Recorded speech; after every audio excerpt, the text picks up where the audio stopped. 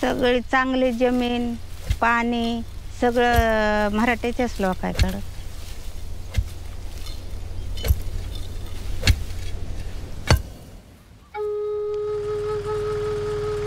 मी 9 महिन्याची प्रेग्नेंट असताना माझ्या नवऱ्याने आत्महत्या केली.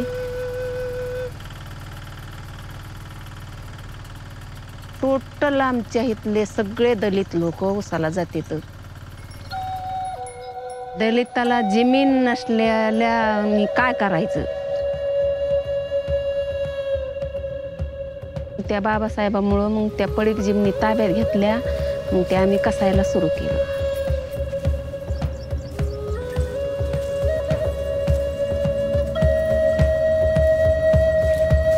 आम्ही शेती पहिले अशीच करीत होतो साधी.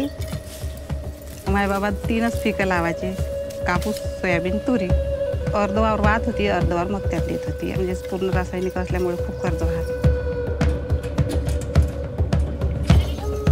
पण स्वावलंबी शेती करायला आम्हाला संधी मिळाली. लांबूनच लोक विचारायचे की हे काय क्या लावलंय हे कुठून आणलंस म्हणून तू.